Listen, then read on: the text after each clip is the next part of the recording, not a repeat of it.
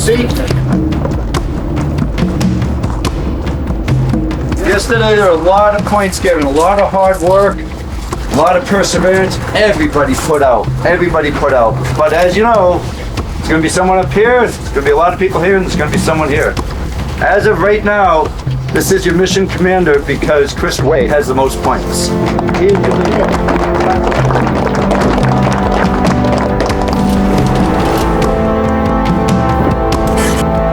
Being granted the leadership position is definitely a big responsibility with 32 people that you don't know very well and that have a huge spectrum of ability. There are SEALs, there are Rangers, there are special operators here, and there are also civilians that have almost no experience in anything that we're doing. And making sure that they're accountable and that we're accountable for their performance is certainly a big responsibility. So far, this competition's going really well. I have heard from maybe 6 or 7 people this morning that they're a little beat up, a little sore, and really tired. And I told them, I said, but the good news is you're way better off right now than you're going to be tomorrow, because every day is going to get harder. But they came here for a challenge. They all came here for a challenge. I broke the news yesterday to them that it's not fun and games here. We're here to create a team. You're going to go on a special mission, and you're going to save a life. And we're going to take the best of the best.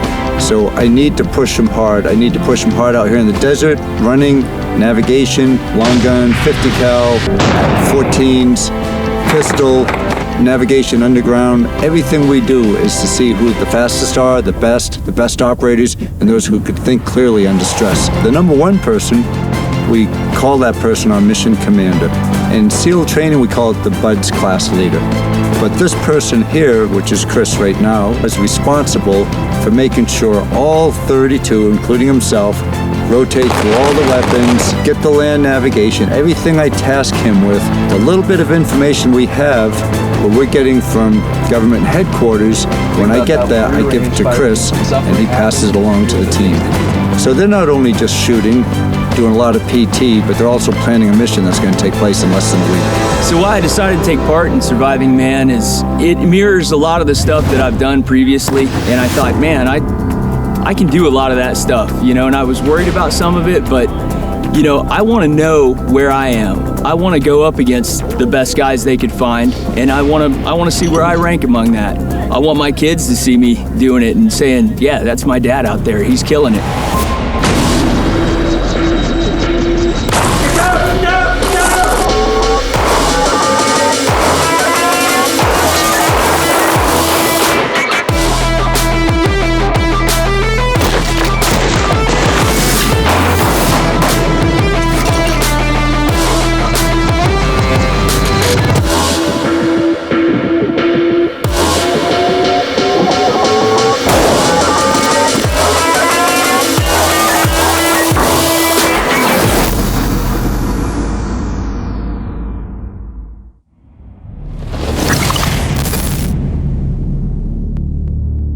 We're going to do a memorization enhancement exercise, an observational skills enhancement exercise.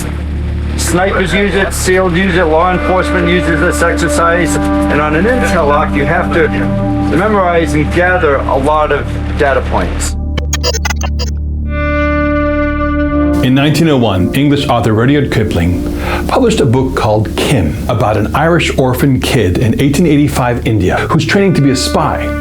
One of the things he is taught is a situational awareness memorization game that we now call the Kim's game. You can't write anything down, you can't take pictures, you can't talk, you're just looking and you're trying to gather all these data points and you're trying to memorize everything with great detail. All right, let's do this.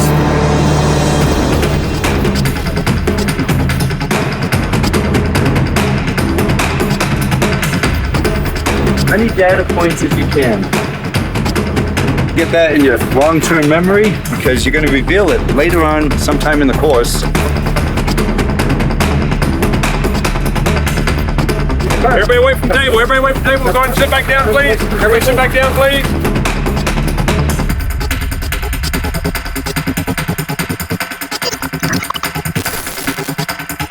We call it the pinnacle shot, shooting some big rifles. 45 seconds to make 12 shots at downrange 100, 200, and 400 yards targets, with a platform that the contestants only had a little time to practice with. Just to kind of go over the optic itself, I have the zero stop, zero lock style turrets. Now I've already set that up for you, so it's basically you're just going to point, shoot, and I'm going to explain more in depth of where you need to hold over on the reticle. So this thing is specifically set up for this caliber and this bullet grain. So basically what that's meaning is once we get this thing all dialed in, it's just point, shoot. You just got to know where to point and shoot on the reticle. I'll be standing by at the ready to do the adjustments to you to find your natural pocket real quick when you shoulder into the rifle. I'll keep the base locked in. The only thing I ask is you guys don't come in and stomp down on the legs. It's not designed for that. It's for you to actually stand on either side. It's same platform we shot yesterday, the AR 5.56, but the ranges have extended considerably. I think our farthest range yesterday was 100 yards. We're going out to 400 yards today. So your fundamentals of shooting have to be on point to start hitting targets at 200 and 400 yards. And you got a minute to put 12 rounds down range. That's a challenge. I would like to say, yeah, I'm going to go out and I'm going to hit all the targets, but I'm definitely going to give everything I have and see what happens. My competitive advantage comes from very early on, just very driven into sports, into athletics, always competing. Like I remember crying after like losing a 5th grade basketball game and everybody's looking at me like, what's your problem, bro? This is 5th grade.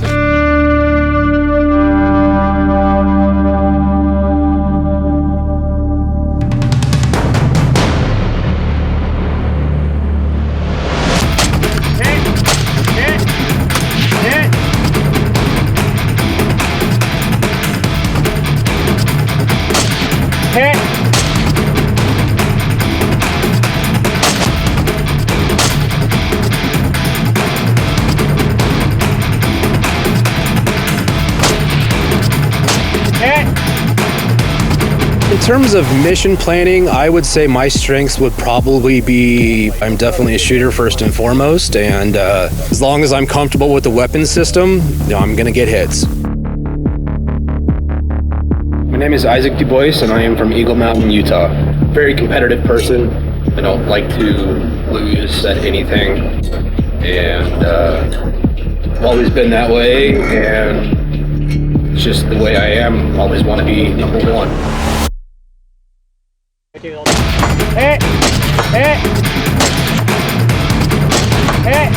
What's interesting about the setup is the tripod. Normally in a standing position you don't have support, but this tripod creates some support and it's adjustable so you can adjust from 100, 200, and 400 yards, which is unique.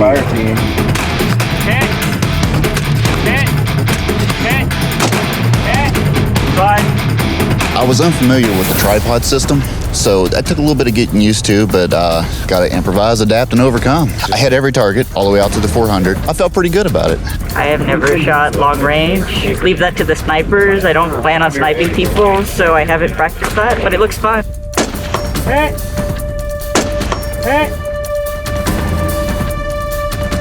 I've never shot anything past 100 yards, so it's totally new for me, a new platform. But it's really motivating to get into more of the precision rifle training, and I'm really looking forward to it.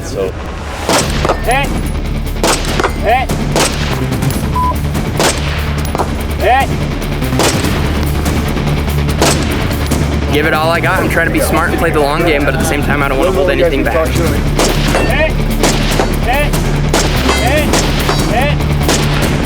My goal today is to really make sure I'm focusing. I don't have a lot of distraction.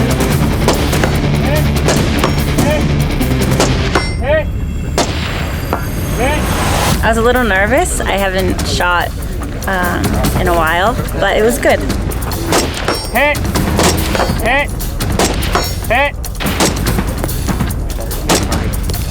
Shooting off of a tripod like that, there were some issues with pivoting, but overall it was an awesome experience. Lots of adrenaline still pumping right now. 45 seconds is a very short window to hit all of those, so they definitely made it challenging.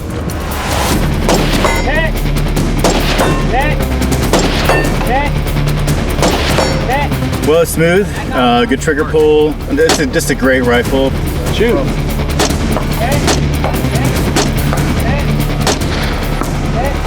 So far today, we've been shooting at 100, 200, 400 with an AR. I got 10 out of 12 on the AR. I typically would expect myself to get all 12 out of 12. There's a little bit of a different platform here today than what I'm used to.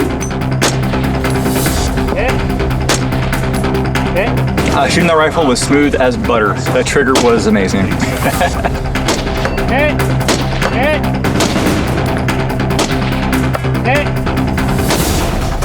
Didn't do as well as I thought I was going to do, but it was still a lot of fun. That was a good AR, some of the best I've shot. Hit! Hit! Hit! Hit! The rifle is nice. That is a nice shooting piece of weapon there. You know, that tripod never shot like that before, but you know, I'm real happy with what I shot there. A little bit more time, I would have had a perfect score, but I'm not going to rush a shot, so I shot perfect for the time I had. My plan is just to finish hopefully ahead of the people who are ahead of me.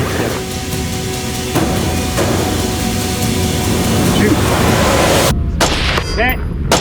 Hit! Hit! Hit!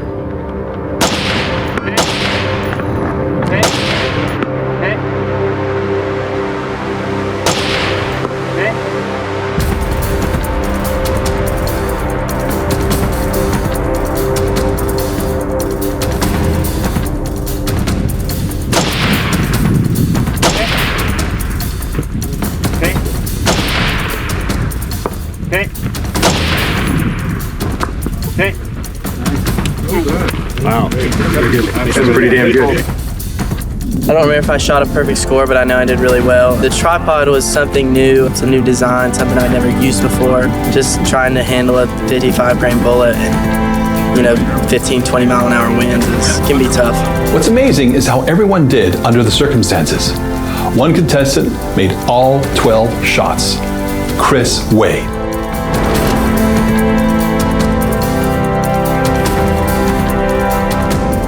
The 6 contestants tied for second place, shooting 10 shots each, and 8 tied for third with 9 shots each. Next up, the 50 cal. No points for this one, but the experience of shooting that bad boy is a reward in itself. My name is Josh Marcus. Like yesterday, I'm the owner of Core Lead Operations. Sitting here in front of us is the Elitist. It's our 50 BMG custom-made precision rifle. What we're gonna do today is shoot this at 600 yards. This thing's capable for 2,500 plus. We've done it before. Who hasn't shot a 50 cal before? The biggest thing you gotta focus on is when you guys get behind this rifle, make sure you grab the rifle and bring it into your body and you hold on to it tight. You do not wanna have any gap between the rifle and yourself before you pull the trigger, because you'll know the second you do it, and you'll never do it again. So when you put the magazine in, there's a notch in the back here. There's a notch in the inside of the chassis. So all you're gonna do is just roll it up in here and then slap it in just like that. Okay, so it's back first and then straight up. Today we're gonna shoot a 50 cal. Looks like it's gonna be 3 rounds. I've never shot one of those, so I'm kind of interested in finding out what that's all about. Right now they're setting up the 50 cal, and so there's a mixed group. Some have shot a 50 cal before, some have not. Although it's another long rifle, it's a bolt action. It is a huge round, 750 grains, a ton of powder. I mean, it's literally, the round is that long in the casing, and it rocks you. It's intimidating, especially after you pull a trigger that first time. And it's like, oh my gosh, and you have to completely reset because the recoil is so significant. So it's going to be interesting to see how they deal with the adversity of shooting a 50 cal. Now, the weapon they're shooting today is stripped down. It's quite a bit lighter than many 50 cals are. They got the weight down using carbon fiber and stuff to 18 pounds. It's going to be on a bipod because it's a very big weapon to try and shoot unsupported. So we'll be at a table with a bipod, and the recoil is pretty remarkable, and it gets your attention. And now if you're intimidated for your second, third, or fourth shot, that's going to play in. So you've got to really follow through. You've got to have a good stock weld, pull that in really nice and tight, and squeeze that trigger. And that anticipation is a killer.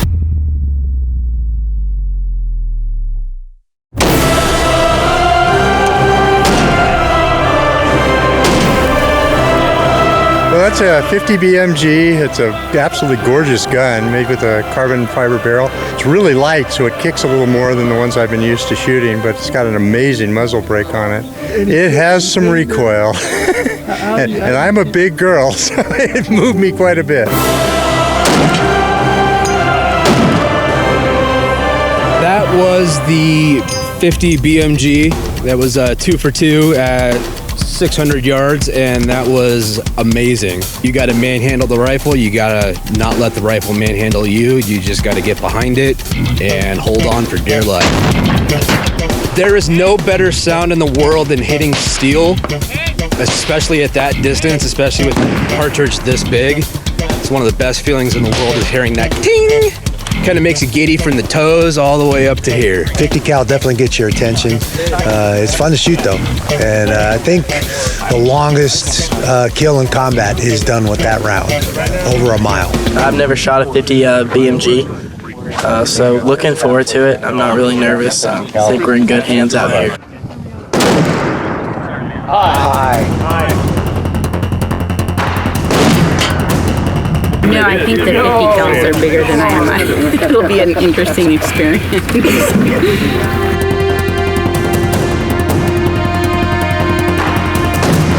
Just shot the 50 cal. That thing's spectacular. It's about 18 pounds alone without the scope. The way it kicked me is like, it was like getting kicked by a mule for the first time. I was able to shoot a 50 cal. I've never shot a 50 cal before. I don't know what position I am, but I promise you that I'm fighting to get to the top and get to that #1 spot. Well, one of the candidates actually picked the 50 up and shot it standing, so I was pretty impressed by that.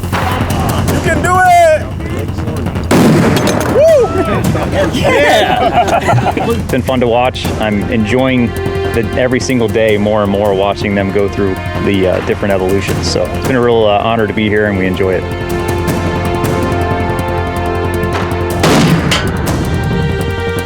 Nobody knows this yet, but what's going to happen after this is they're going to be doing a tire pull, but it's going to be hard on them. And they're already saying, well, if I skip this evolution, I'll just take zeros. So you're going to see a big spread after today. The top people, and it's going to separate the men from the boys or the women from the girls or whatever. There's going to be a big spread after today because some people are already talking about, I won't do that evolution, it's going to hurt me too much. But that's okay, that's okay. It's all going as we planned it. Welcome to the fire. I'm the one with the liar. They're burning through your veins as we're walking through the flames, getting higher. Welcome to the fire. And now we come to the tire pull. What can I say? If you just had dinner, you might want to skip this part. You're gonna grab one rope, which is gonna have 2 tires on it. Perfect. Grab it. We had some surprise PT where we did some tire drags, and man, that was killer. Not only was it introducing the strength part of it, but then how fast can you do it without overdoing your exertion? Are you ready? Go! During the tire pull, we all lined up on a line and we had to sprint to the end of the range, grab 2 tires in a rope and pull it back. But the issue is that 1 or 2 people in front of me were getting the dust everywhere. So especially people, who were behind me, it was just like swimming in dust. So you didn't notice it, and then you're inhaling really deep, and then as soon as you're done, people just start filling up.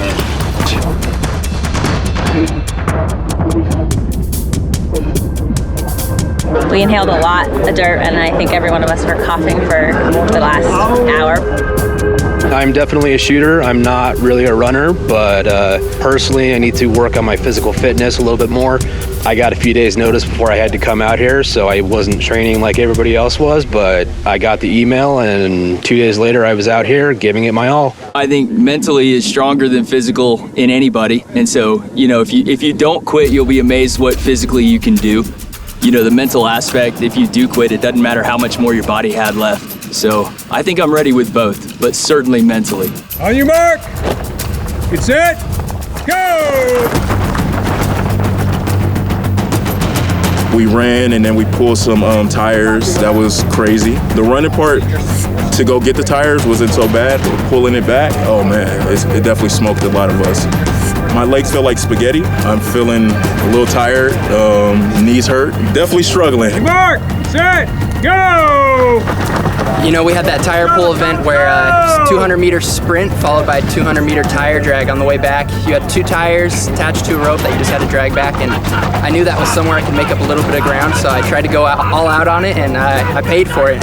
It was tough. Those last couple yards, I was struggling to get there, but finished up and happy with my time. So we did the PT with the tire pull, and on the way back, we kicked up so much dust.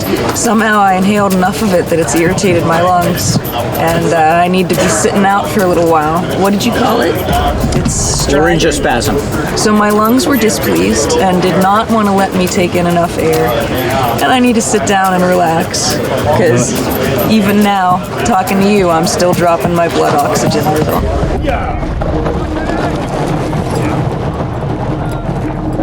That was a good group. They pushed it pretty hard. Obviously, we're dragging the tires back. You got to try and keep the momentum, those legs pumping. Got to dig in a little bit, bend at the waist, and that's a burner, a thigh burner for sure. So the tire pull today was pretty rough and unexpected. I'm not going to say that it's 100%, but I'm definitely putting effort in everything I do.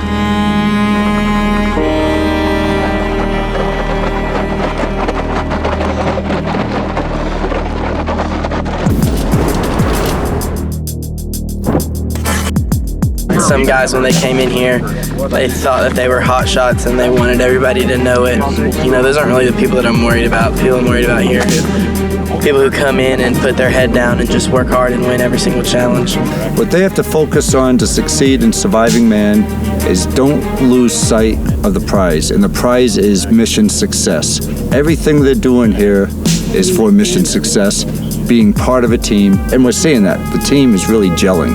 And it's good to see, especially that they're all graded for everything. It's all point system. So it's individual points, but they're still helping each other. Really, my philosophy is if you push yourself hard enough and you think it's too hard, you're wrong until the point comes where you might be hallucinating, bleeding, or passing out. And so I would push myself to the limit where I'd collapse, bleed, or start hallucinating. And I don't want to get anybody to that point, but I want to get them just under that and then back off, because we don't want to hurt anybody.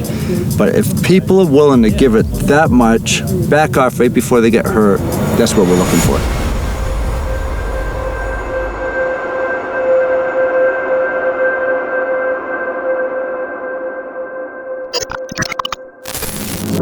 Delta 14 chassis is a very, very simple idea. All it did was I cut off this entire back end and made it Mossberg 500. So if you took a Mossberg 500 shotgun and took off the stock, that's what you'd be looking at. What that does gives you the modularity to be able to put a pistol grip back onto a Monte Carlo, or you could gender change it. Changing with, say, a Mesa tactical adapter to be able to utilize a buffer tube and an AR-15 pistol grip. I'm going to introduce Mr. Ackman here. He is going to be able to explain this competition to you. I'm considering this event something like you found your enemy's weapon. You've lost yours, you stumble upon this. You better have enough familiarity to pick it up and solve the problem. The competitor is going to start right here at the command of go. They're going to sprint down to that first table down there. They're going to pick up the rifle, load it, and they're going to shoot their assigned target 5 times.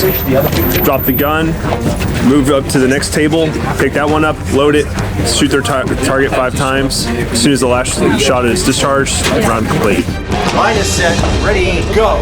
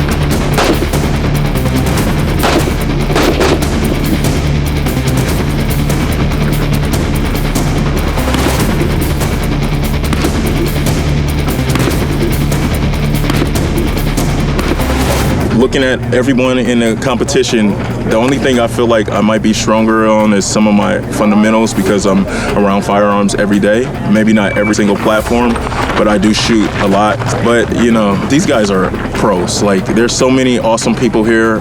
It's kind of hard to even feel like you're even in the same stratosphere as some of these guys because they're like superheroes, but I'm just doing my best.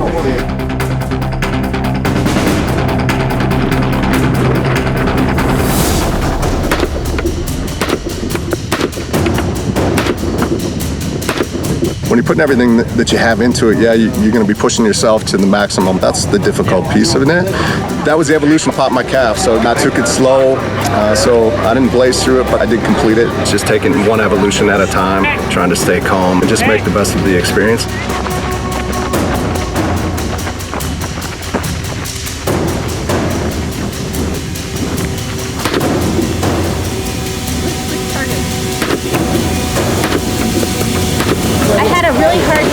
Just acquiring the target, like which one it was a little confusing because you're at an angle, and then I was unclear about which target I was on, and so it was really slow, just the way it goes.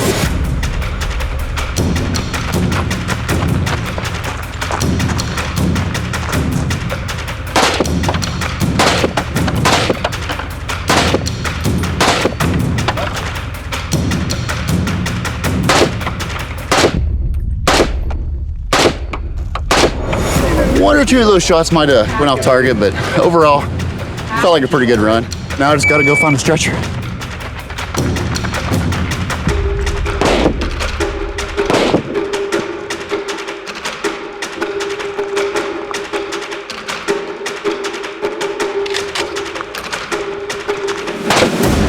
It was a lot of fun. I feel like speed-wise and running, I was pretty on point. Slowed down a little bit by the 2 malfunctions at the end. But past that, hopefully the hits are good enough. Hey, I can't believe how fast these guys are sprinting, picking up that weapon and firing. Yeah. Complete composure. After doing that sprint, it's super impressive what they're doing.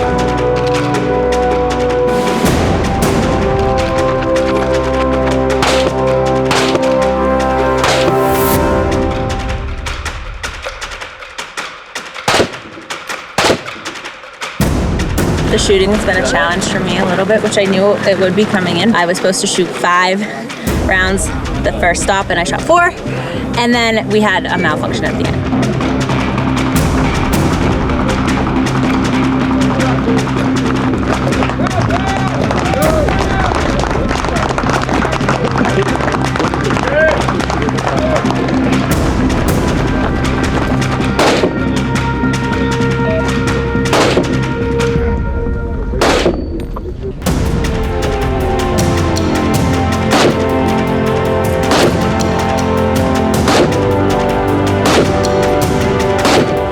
You had a lift over here, you still got 10 good shots, and your time wasn't too far off most people's.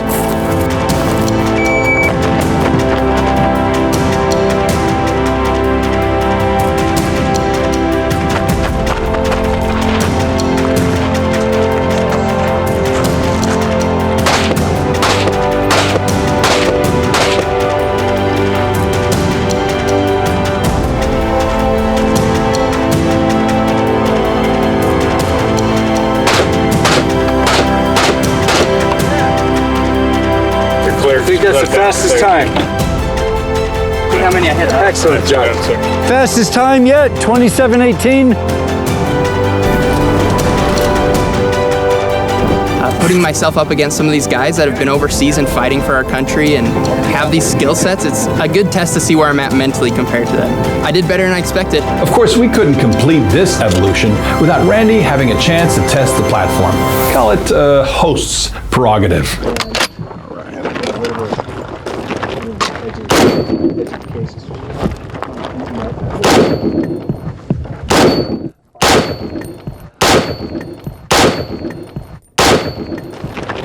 Clear. Welcome to the fire. I'm the one with the lighter. They're burning through your veins as we're walking through the flames, getting higher. Welcome to the fire.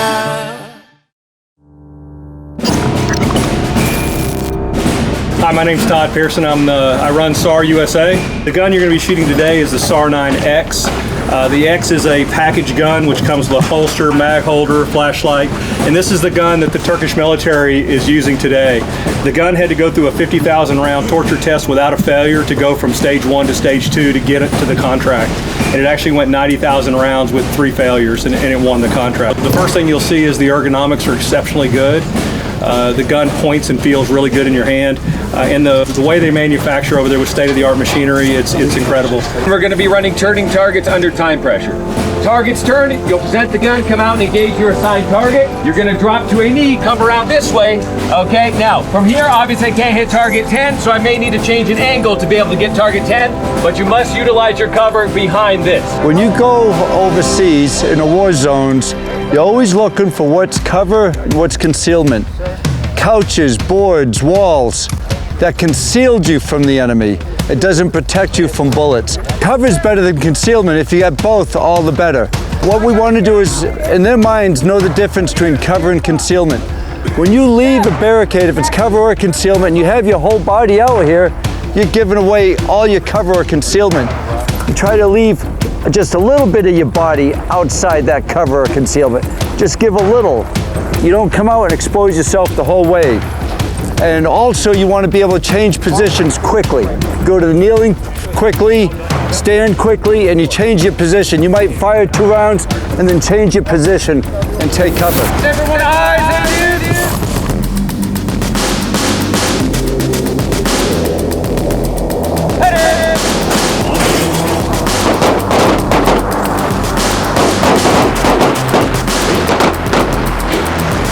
Shooters up on the 7-yard line. Headed.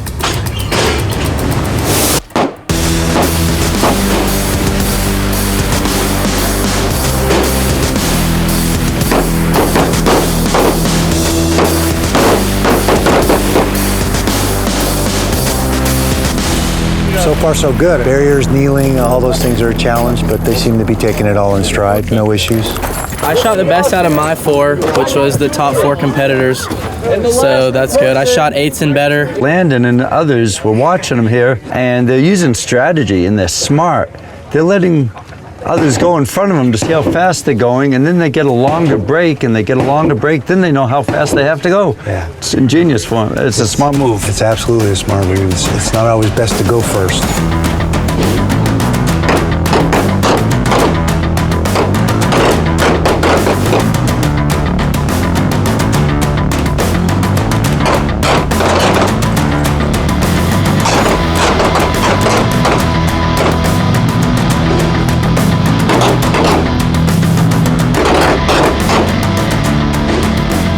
Some of them are taking a little too long in acquiring the target after they've moved, and then the time runs out and the target moves or turns sideways. So, and it looks like they're out there for a long time getting that good shot. Side picture, yeah. Giving up their cover, which defeats the purpose.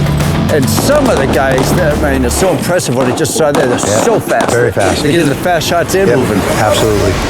So we've advanced quickly this week. Yesterday, it was basic shooting. I mean, everybody did well. These guys and ladies are all shooters, but today it's advanced shooting, moving into tactical shooting. And that's usually after a couple of weeks of training. And we're doing it on day 2. And that's only because we have such good qualified people here. Absolutely. Basic training is pretty much basic marksmanship. Unless you move to a more elite units, you're not going to do a lot of moving cover and other types of shooting. I mean, just going through basic training, we didn't even do pistols. So it's not till you move into more elite units that you start to do more pistol work, more moving cover and all that sort of training. Athletics are athletics. Doesn't matter if I'm standing and need to engage and move and fire, or if I'm trying to dive off a diving board or jump and hit a volleyball or wrestle and take somebody down. Athletics, there's a common thread in all of those positions, taking advantage of your core, staying in balance, in good position, and be able to move and do that when it counts.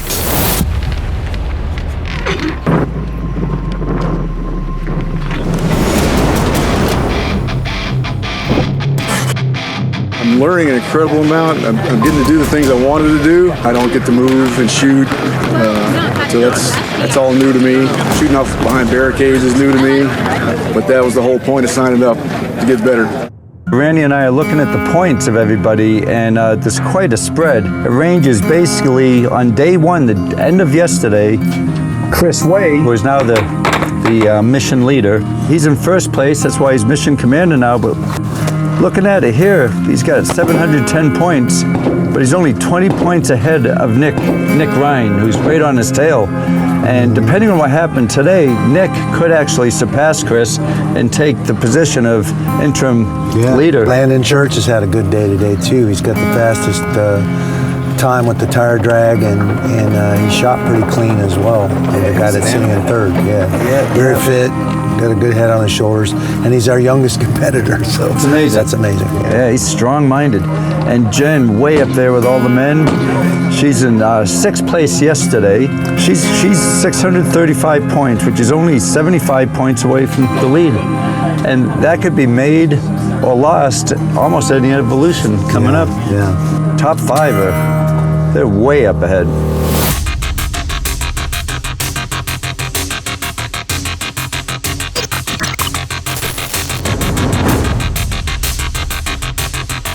The ropes course it's challenging for me. It's not something I'm super comfortable with because I haven't done a lot of it. So it's an opportunity to definitely work through some of the limitations that I have with heights and things like that, and just see what I can do and see how far I can go. Now for you, the viewer, just imagine as sore as you've ever been and then doing all this garbage. The main thing for me to see right now is character. What I want to see above how good they are on the ropes or climbing, I want to see how strong they are up here and what the character is. Skills you can keep building on, building and building.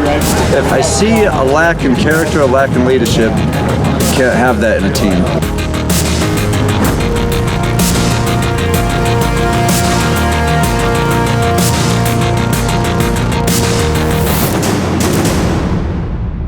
We finished the day on the towers doing ropes course. Coming into the show, we were told a few things. One, that it would be physical, and two, there would be a lot of skill sets involved. Chris Way was the first person to go, and he literally flew up the cargo net, ran up it. And the rest of us just looked at each other like we're all dead. But turns out that the timed part of the course didn't start until the top of the cargo net, which was fortunate. Within the team that we're assessing, there are people that are 10s and there are people that are 0s.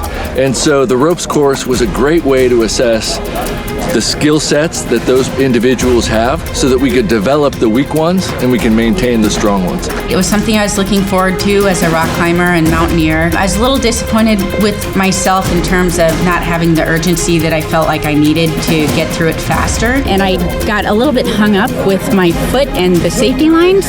And so that took me a while to figure out how to keep kicking that thing forward so that I could keep moving. Otherwise I'd get hung up because I weigh like 112 pounds or something.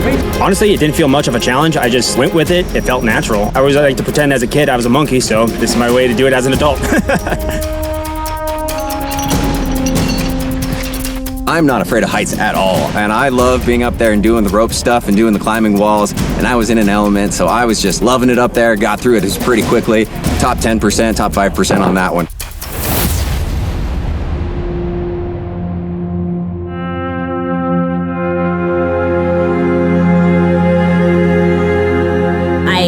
Got out of shape with COVID and everything that was happening, and I started a dog rescue, and that kind of consumed my life for a few years. So for me, just preparing to get back into shape to get to the show, my body couldn't physically hold myself up long enough to pull myself to make it across. Going to the helmet now too.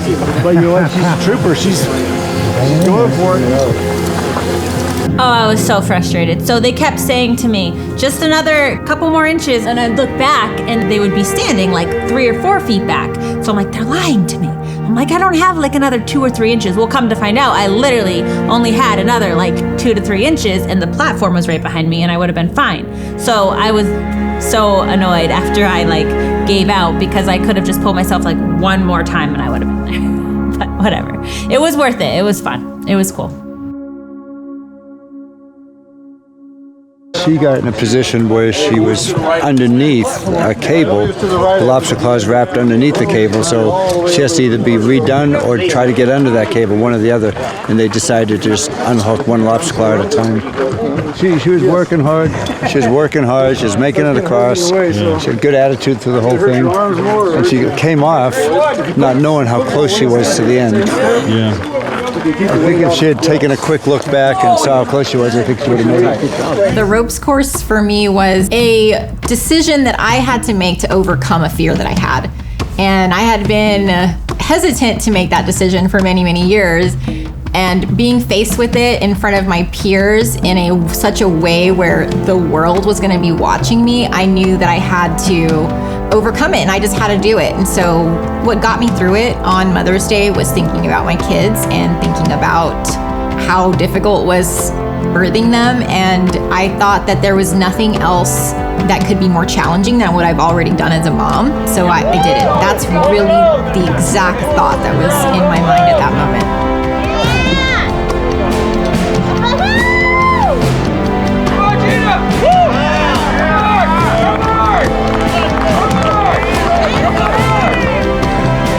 That was about the most work I've ever done in my life. When I came down, got all these great people down here helping me out. One more time, grab on for dear life. She did.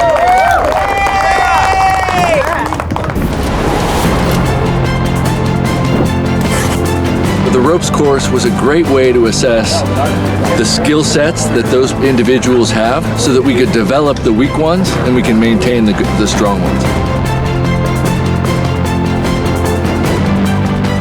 Coming up in the next episode. Oh, there's a way. That was brutal. Man, I'm done, bro. We had several people missing. Be accountable to each other. I'm getting the feeling nobody sees a sense of urgency to you guys missing teammates who could be out in the desert dying right now. Chris believes he deserves respect, but that doesn't mean that he's earned it. I don't want to even talk about it. There's going to be a talking later on today. Stay tuned.